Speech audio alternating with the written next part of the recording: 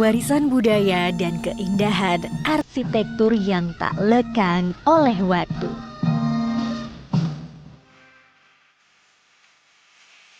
Ikon Kota Seoul. Aroma dan kelezatan kuliner negeri ginseng yang menggugah selera.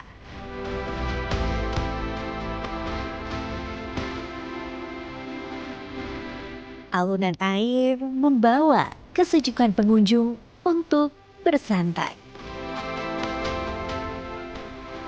Bersama Azalea Anindita, inilah Annyeonghaseyo, Seoul, Korea Selatan. Saat ini saya sudah berada di Bandara Soekarno-Hatta di Jakarta dan akan terbang ke Seoul, Korea Selatan. Ikuti terus perjalanan saya di Korea Selatan.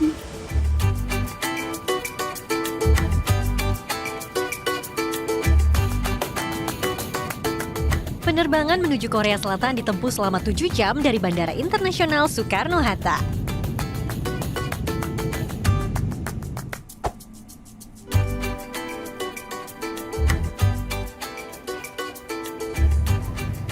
Hari pertama, sesampainya di Seoul, travelers bisa melakukan city tour terlebih dahulu. Pemandangan saya pun tertuju pada ikon Seoul, yaitu Namsan Tower atau Enseoul Tower. Menara ini menjadi titik tertinggi di Seoul dan menawarkan pemandangan kota 360 derajat.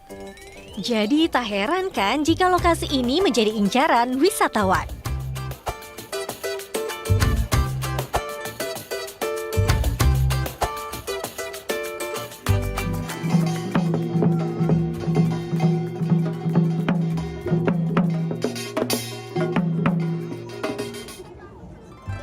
Di sini turis maupun warga lokal dapat beraktivitas dengan sekedar berjalan kaki, mendaki, dan menikmati pemandangan dari atas bukit Namsan. Jika travelers pecinta K-drama, nah Namsan Tower ini jadi lokasi syuting Boys Before Flower.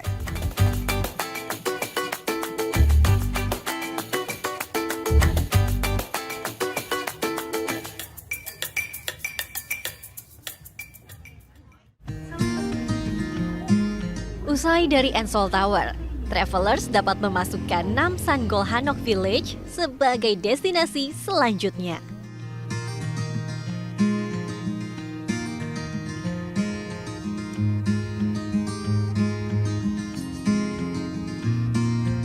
Hanok merupakan rumah tradisional Korea Selatan. Desa ini merupakan kumpulan 5 hanok dari dinasti Joseon dengan interior yang mencerminkan sejarah pemilik dari berbagai lapisan masyarakat.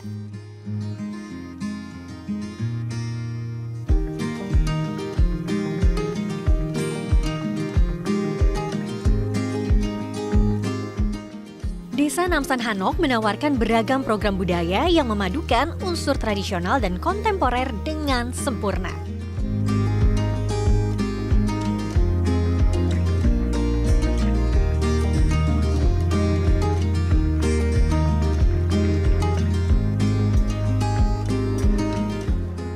Di sini pengunjung dapat menyelami warisan budayanya dan menemukan nilai-nilai tersembunyi. Dan dari sini kita bisa langsung menikmati Enseoul Tower.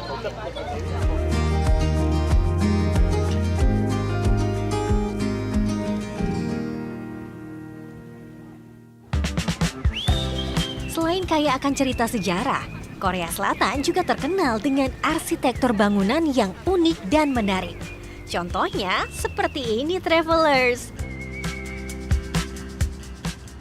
Dongdaemun Design Plaza. Lokasi ini cocok banget bagi travelers yang suka seni dan arsitektur.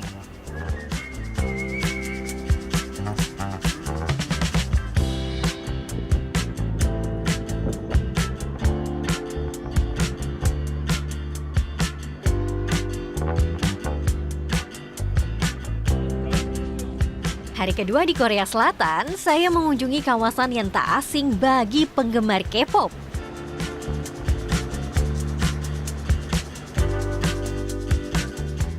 Inilah kawasan Seongsu di Seoul, yang dahulunya kawasan pabrik sepatu pada tahun 1970-an dan 1980-an. Namun saat ini, bekas pabrik dan gudang tua direnovasi dan diubah menjadi kafe, toko flagship, dan ruang unik lainnya yang menjadi pusat perhatian bagi generasi milenial dan juga Gen Z. Saat ini saya sedang berada di Seongsu dan akan menuju ke pop-up store Chapageti. Tak lama saya melihat antrian yang cukup panjang di salah satu pop-up store.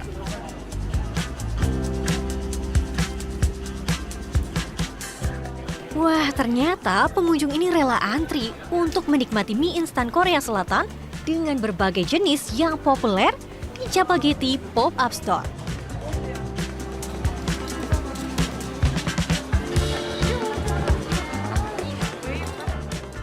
Di sini travelers juga bisa memilih topping sesuai selera, mulai dari acar, telur, dan tteokbokki.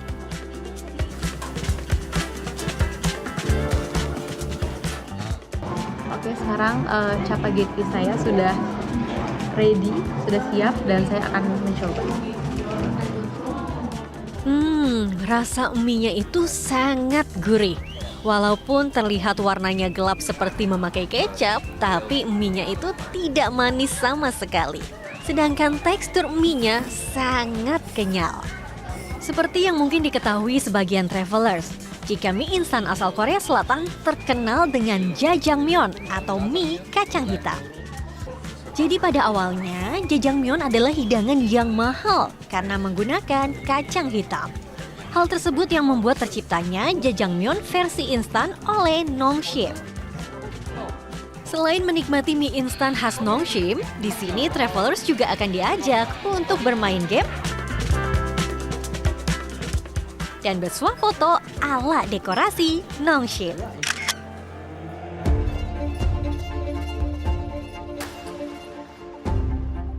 Usai merasakan mie instan khas Korea Selatan yang menggugah selera makan, aku memutuskan ke sebuah tempat yang rindang nan sejuk. Hutan Seoul menjadi lokasi yang tepat untuk menutup hari menyaksikan matahari terbenam dengan indahnya.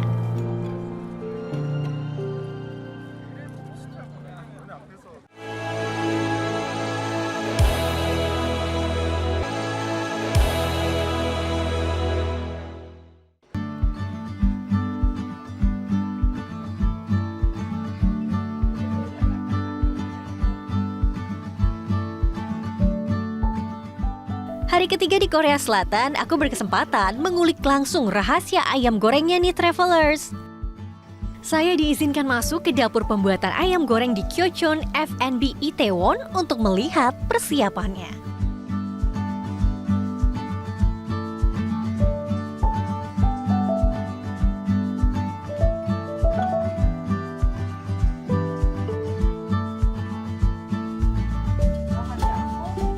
Ternyata tiap pembuatannya memiliki teknik masing-masing. Mulai dari membuat adonan yang sempurna,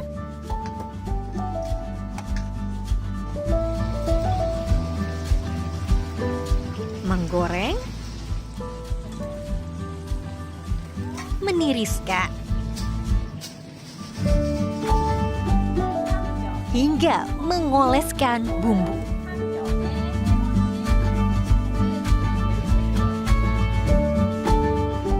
Usai mengetahui cara memasak dan penyajiannya, saya pun langsung tak sabar untuk mencicipinya. Kalau tadi kita sudah memasak dan menggoreng ayam goreng, saat ini di depan saya sudah ada hidangan ayam goreng yang sangat terkenal di Korea. Langsung saja kita coba.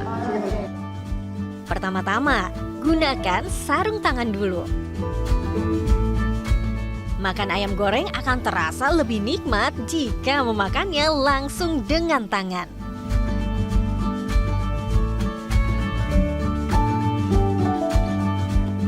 Namun jika Anda tidak suka, bisa juga menggunakan pencapit yang sudah disediakan. Ayamnya tuh super renyah travelers. Tapi kalau untuk rasa, bumbunya sedikit manis. Usai menikmati hidangan ayam goreng, tak lengkap rasanya jika tidak menyantap dessert atau hidangan pencuci mulut.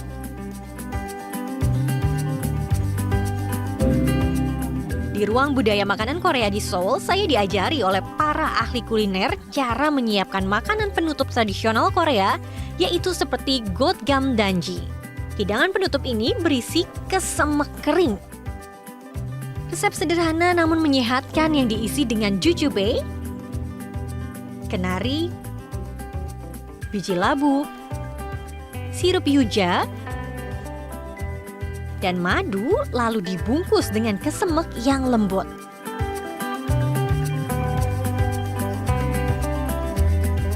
Kreasi ini penuh dengan rasa dan manfaat.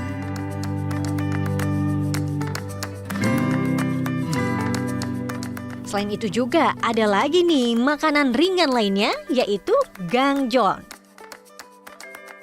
Makanan ini serupa dengan permen batangan yang terbuat dari kacang cincang tanpa garam. Gangjeon disatukan dengan mulyot atau sirup beras Korea hingga lengket. Namun tenang saja travelers, cemilan ini rasanya tidak terlalu manis kok.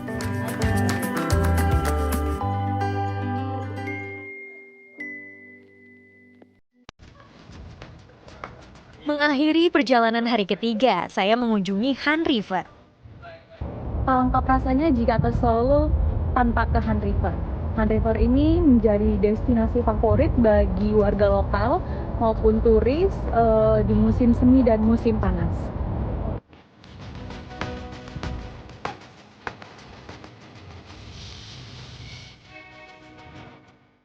Sungai ikonik di Korea ini melintasi Seoul dari utara ke selatan.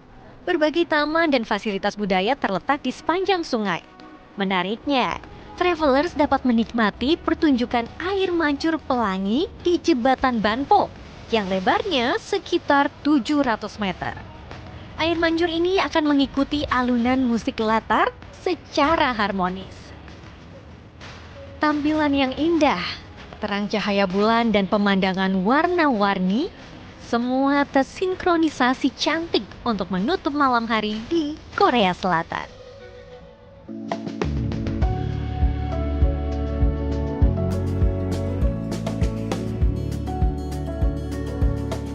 Keesokan harinya saya mengunjungi pasar tradisional di jantung kota Suwon, yaitu Pasar Jidong.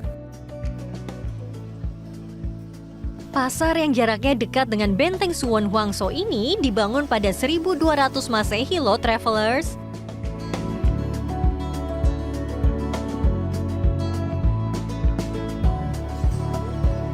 Di sini travelers dapat menemukan ragam toko yang menjual hidangan tradisional seperti hotdog dan dak galbi.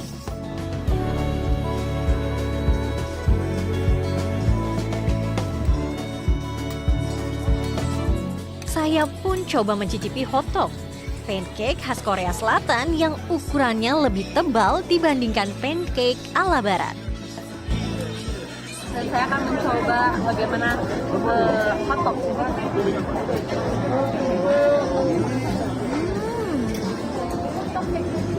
Isian hotdog bisa asin ataupun manis, tergantung selera travelers.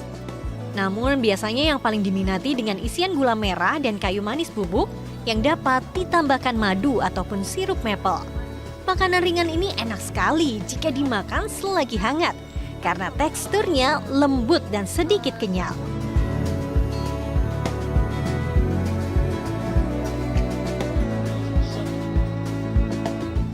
Selain itu ada juga nih dak galbi yang biasa menjadi hidangan utama. Dak galbi merupakan campuran dari ayam, kol, ubi jalar, daun perila, dan tteokbokki, atau bisa dibilang kue beras Korea. Untuk pelengkap, biasanya ada saus gochujang pedas yang disajikan di atas wajan besi di tengah meja. Gochujang merupakan pasta cabai Korea yang telah difermentasikan. Selanjutnya, saya mengunjungi benteng Suwon Hwangso. Lokasi ini dianggap sebagai tempat terbaik untuk makam menurut teori geomansi.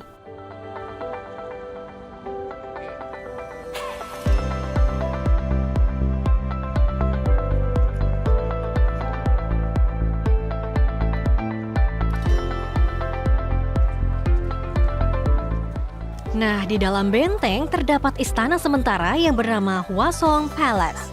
Di sini, travelers dapat menjelajahi berbagai bangunan istana, taman, serta ruang-ruang yang digunakan oleh keluarga kerajaan. Tempat ini merupakan situs warisan dunia yang berasal dari dinasti Joseon. Tempat ini merupakan benteng yang terus dilestarikan oleh Korea Selatan sebagai upaya untuk melestarikan warisan Korea untuk generasi mendatang. Istana Haenggung Hwasong berdiri megah di pusat benteng yang mengarah ke timur dari lereng gunung Paldalsad. Istana ini terdiri dari 22 bangunan terpisah, namun banyak di antaranya hancur pada masa pemerintahan kolonial Jepang. Di luar pintu istana, travelers dapat menemukan pohon Zelkova yang dipercaya berusia lebih dari 600 tahun. Sudah sampai di Korea Selatan. Tak lengkap rasanya jika saya tak mencoba mengenakan baju tradisional hanbok. Nah, salah satu lokasi penyewaan yang memiliki kualitas premium yakni Hanbokdae di seberang jalan Gyeongbokgung Palace.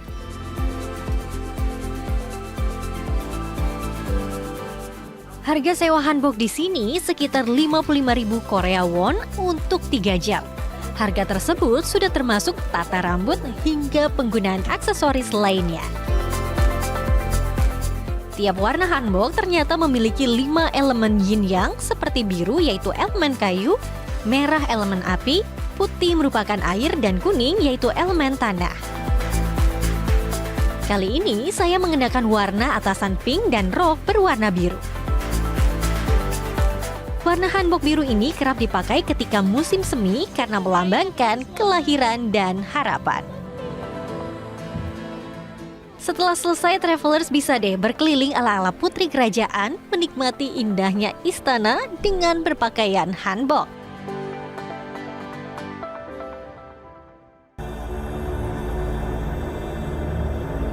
Untuk sesuatu yang horor, penggemar drama Korea Kingdom dapat mengunjungi aula yang terletak dalam istana Changgyeonggun. Istana tersebut juga dikenal sebagai salah satu dari sedikit istana dinasti Joseon yang masih berdiri hingga saat ini.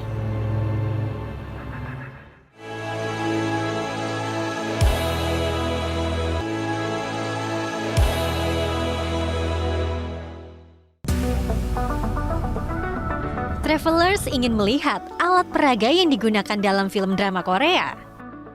Nah, coba datang ke Yeoncheon Close School Activity Drama Art Exhibition Hall.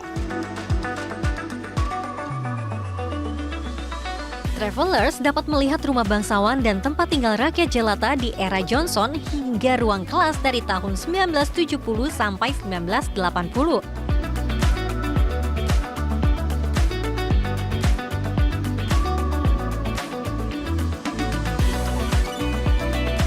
Selanjutnya, saya mengunjungi salah satu restoran yang memiliki daya tarik tersendiri di Sungai Hanta. Nelayan muda di sini merupakan seorang YouTuber loh, travelers. Hasil laut tangkapan mereka ini menjadi bahan utama di restoran Hantagang Fisherman.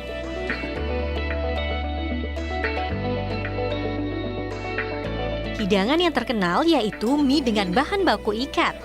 Mie-nya dicampur dengan saus gochujang, sehingga cita rasa asam namun tetap segar karena terdapat campuran jamur enoki.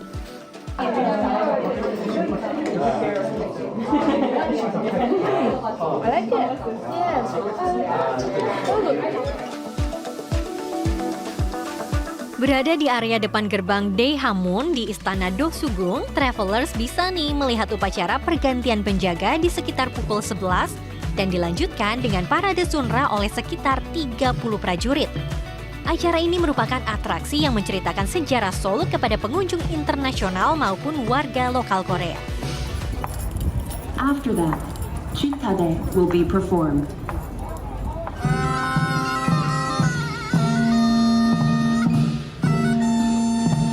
Tradisi ini mulai dilakukan sejak tahun 1996.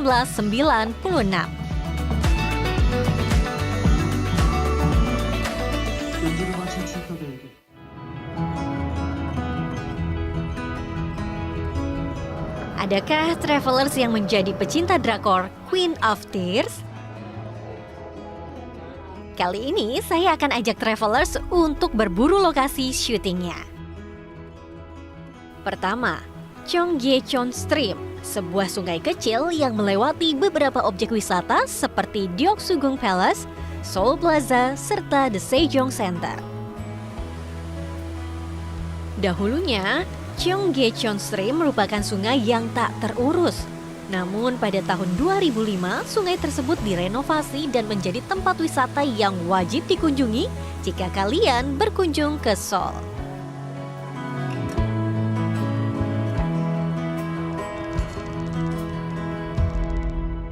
Nah, kalau ini wajib dikunjungi oleh para penggemar Queen of Tears. Villa bergaya Eropa ini merupakan lokasi syuting untuk adegan pernikahan Hong Hae-in dan juga Park Hyun-woo.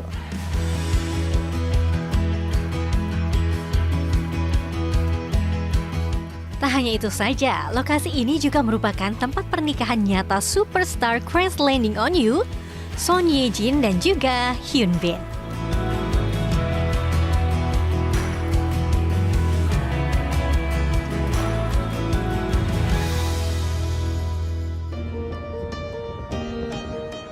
Travelers ingin berbelanja di Queen's Department Store milik Hong Hae-in di Queen of Tears.